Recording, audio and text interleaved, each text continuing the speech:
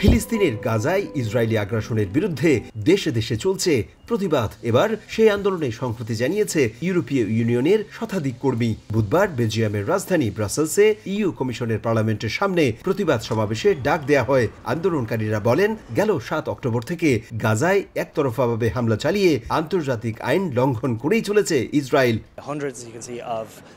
দেখুন, আজ আমরা শান্তিপূর্ণভাবে সমাবেশে অংশ নেওয়ার মাধ্যমে এটুকু বলতে চাই, এই ইইউ ইনস্টিটিউশনেই মিলেমিশে আমরা কাজ করি। গাজায় যুদ্ধ বন্ধ ও সেখানকার মানুষের অধিকার ও স্বাধীনতা রক্ষার বিষয়গুলোকে স্মরণ করিয়ে দিতেই আমরা পথে নেমেছি।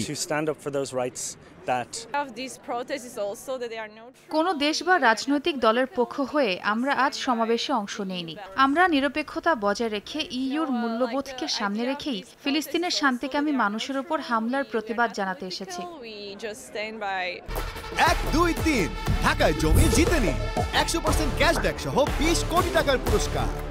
গাজায় ইসরায়েলি বাহিনীর হামলায় এখন পর্যন্ত ৩৫,০০০-এরও বেশি ফিলিস্তিনি প্রাণ হারিয়েছেন, তাদের বেশিরভাগই নারী ও শিশু। অন্যদিকে ইসরায়েলের দাবি, গেল বছরের ৭ অক্টোবরে হামাসের হামলায় কমপক্ষে ১২০০ ইসরায়েলি নাগরিক নিহত হয়েছেন। অপহরণ করা হয় ২৫০ জনকে। এদের মধ্যে এখনও জিম্মি রয়েছেন ১২৮ জন।